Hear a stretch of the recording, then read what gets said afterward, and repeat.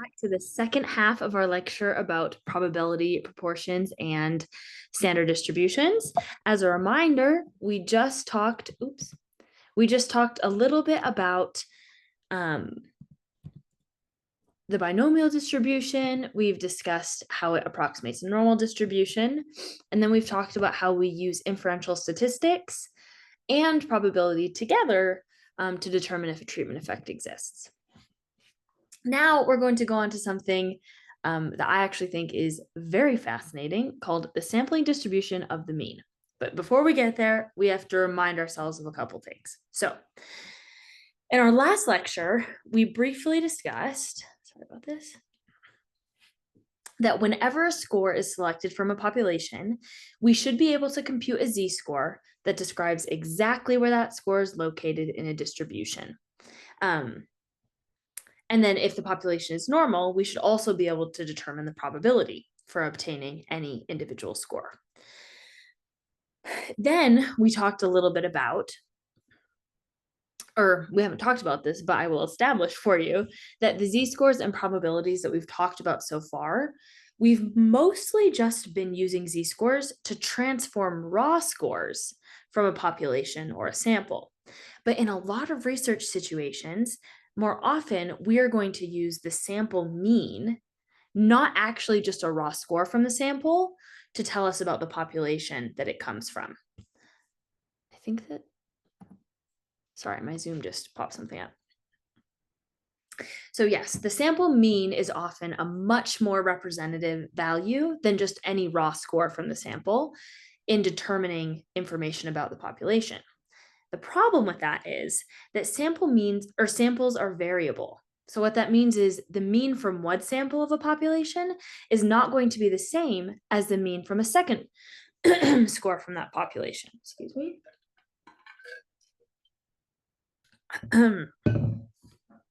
So the way of changing that is that we transform our sample means into z-scores, and then it can describe how any specific sample is related to any other possible sample from that population. And we can determine the probability of obtaining a specific sample from any population, no matter how many scores that sample contains. Do that every time.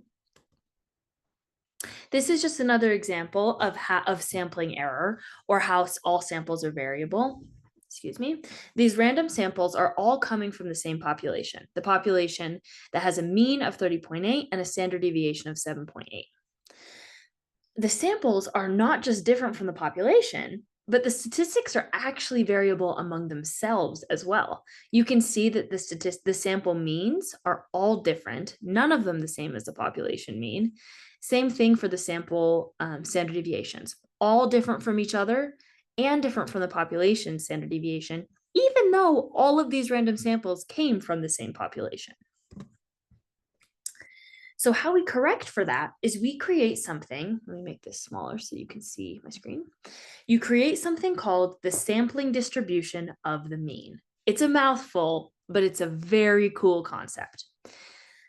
The sampling distribution of the mean, shown here, is a collection of sample means for all possible random samples of a particular size n that can be obtained from a population. So basically, you take every single possible sample that you could take from a population, you determine the mean of every single one of those samples, and then you graph those means, and you get this, called the sampling distribution of the mean. The characteristics of the sampling distribution of the mean are as follows. The sample mean, so the sample means, everything we're graphing here, are going to pile up in a normal-ish distribution around the population mean, with a tendency, like we said, to form a normal distribution.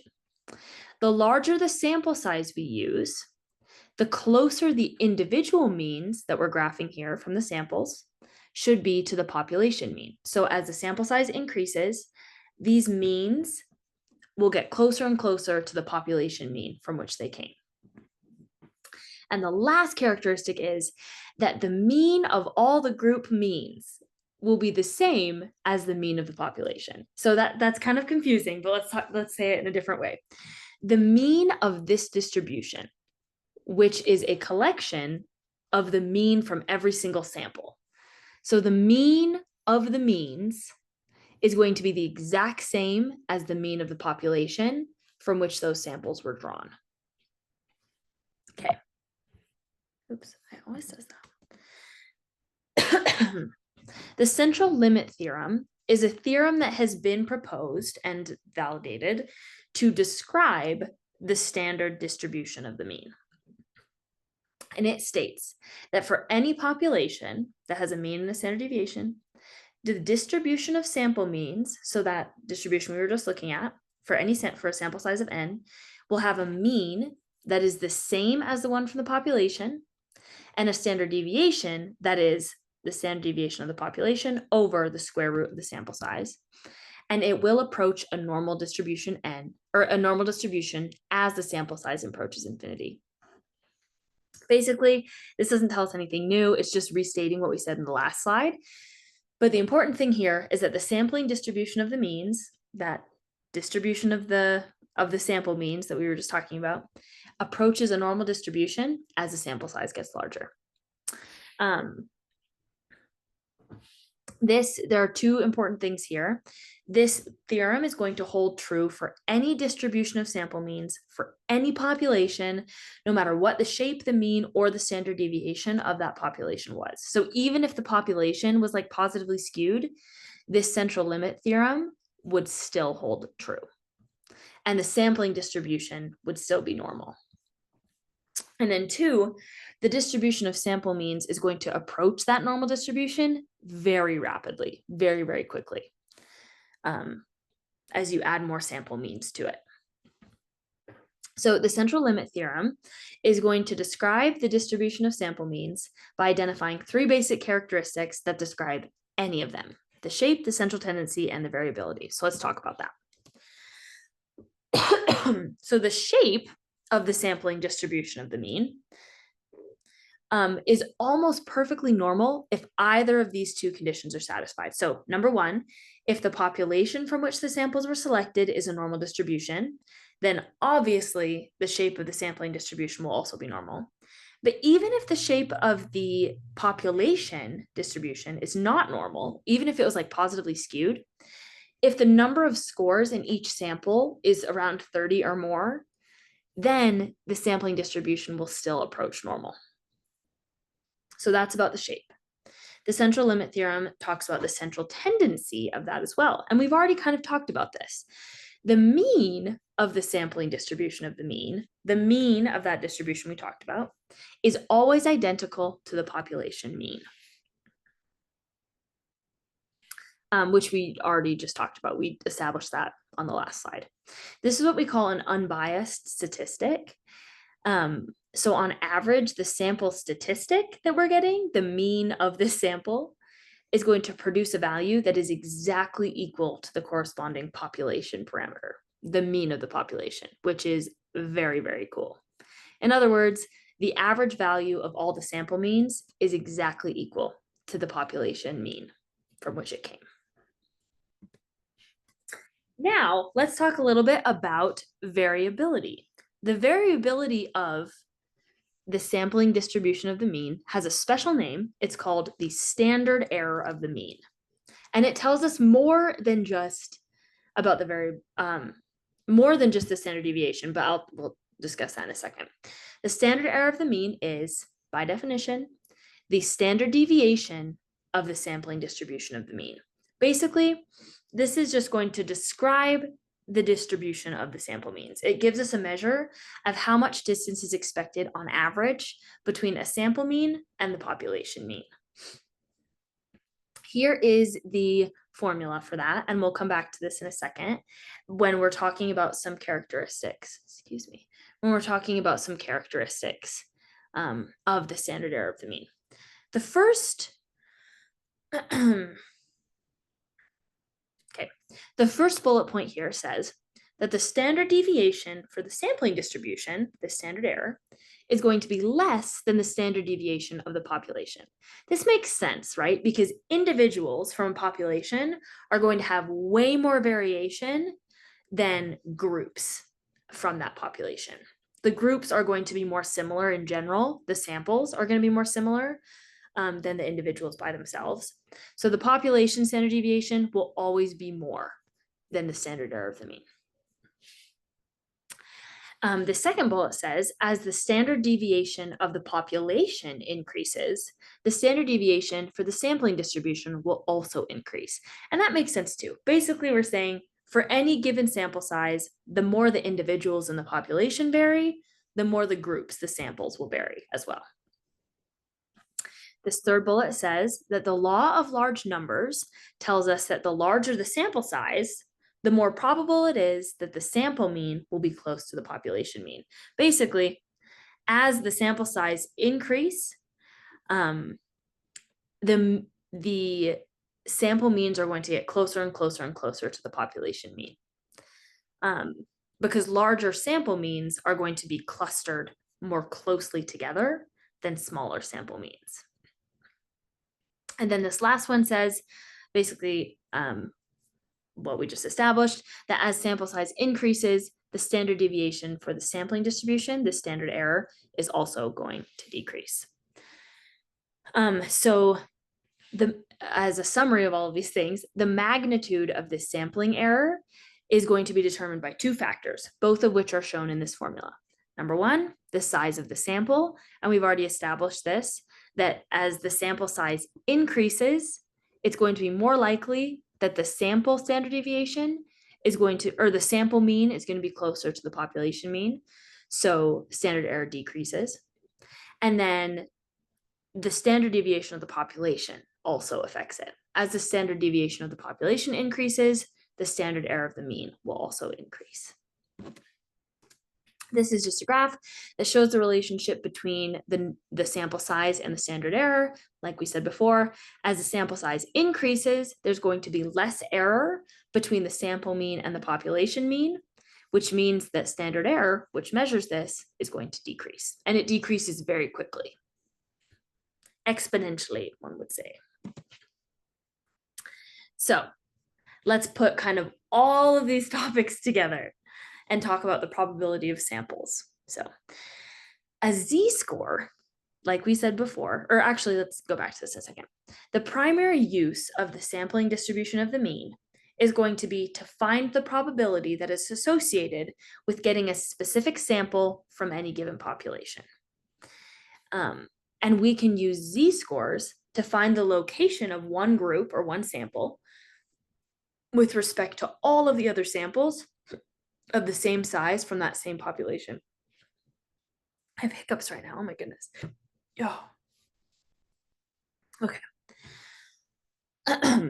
This is the formula with which we transform. Excuse me. I'm going to take a second to get a drink of water before we continue. Sorry about that. Like we said before, we can use z-scores and proportions to figure out how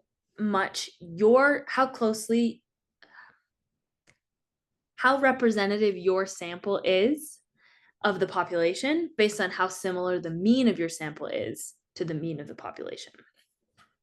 We do that by calculating z-scores using this formula. And this is an important note. Whenever we're working with the sampling distribution of the mean, we need to use the standard error as the denominator instead of the standard deviation. And we'll talk about this process a little bit later. So a little bit more on the applications of standard error outside of just calculating z-scores. So the general concept of sampling error, which is different than standard error, sampling error is the idea that a typical sample is not going to give you a perfectly accurate representation of the population from which it comes, right? That there's going to be some error between the sample statistic and its corresponding population parameter. And that totally exists in the standard distribution of the mean as well. What we have found is that individual sample means from a population are not going to exactly equal the population mean. 50% of the samples that you draw are going to have means that underestimate the true population mean, and 50% of your samples from any given population are going to have means that overestimate the true population mean.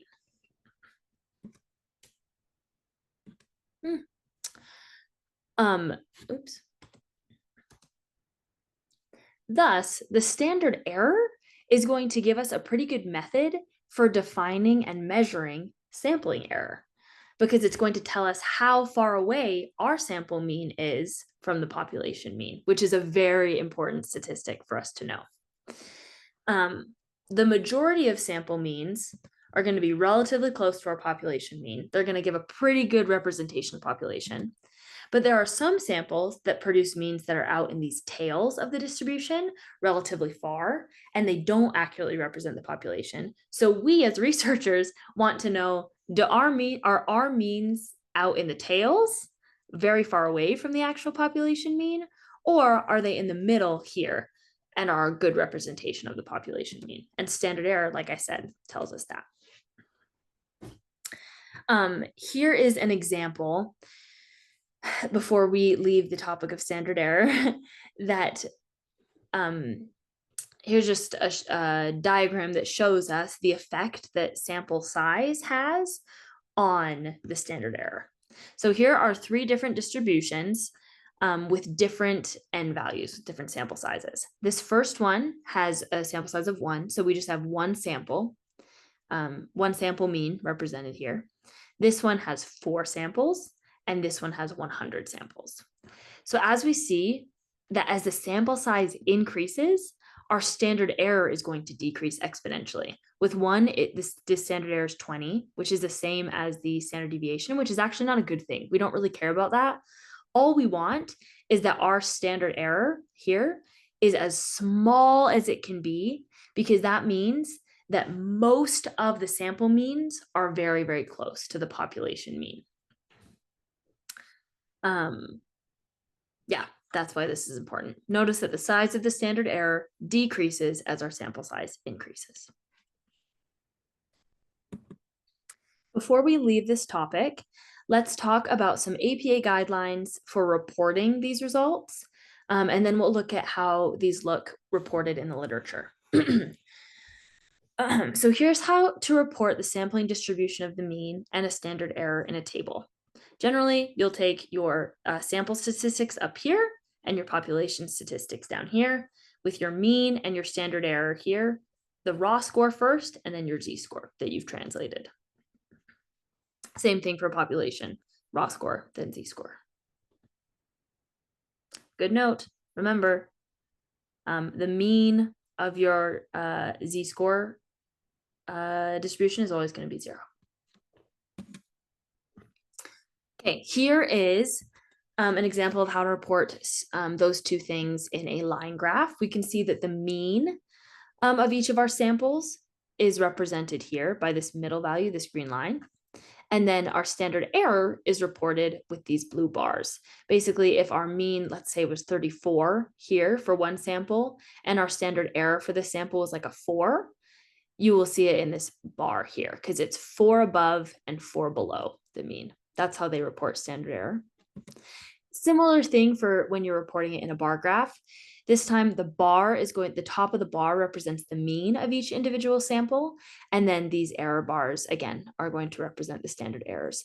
And I missed this on our last slide, but population parameters, so like the sample size, the mean of the population, and the standard deviation of the population, are generally reported in text underneath the figure. And here's how we report some of these descriptive statistics in literature in a paper. Oftentimes you'll see it represented in a table here with your mean and your standard error for each of these samples. Same thing, just in a bar graph here. This is a very common addition to a bar graph in literature.